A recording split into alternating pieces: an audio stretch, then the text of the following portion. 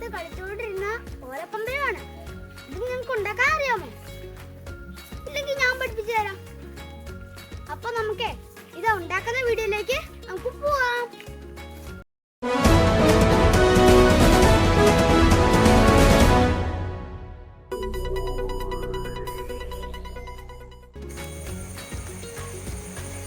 ഇവിടെ ഈ സെൻറ്ററിലോട്ട് തന്നെ വെക്കണം.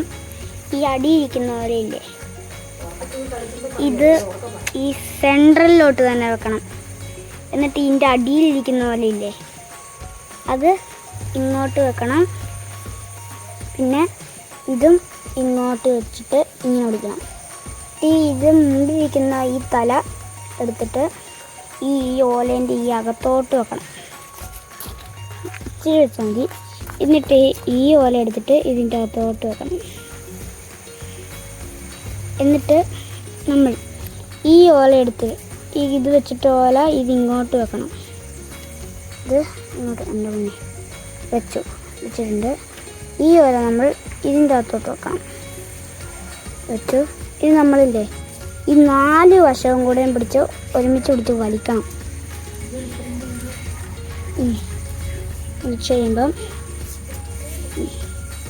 വലിച്ചിട്ടുണ്ട്.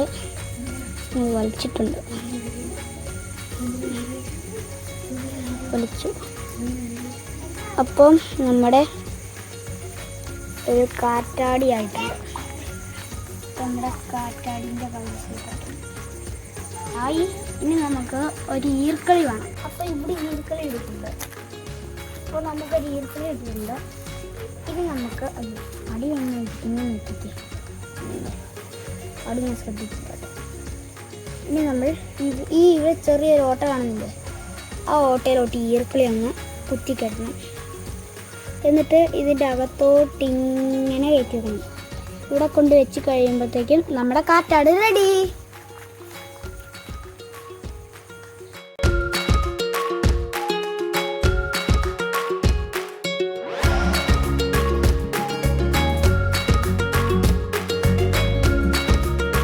നിങ്ങൾക്ക് എല്ലാവർക്കും ഇന്നത്തെ വീഡിയോ ഇഷ്ടമായെന്ന് വിചാരിക്കുന്നു.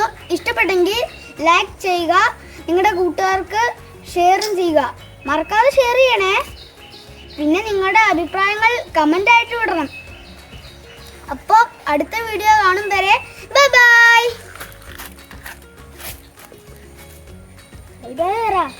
ബൈ.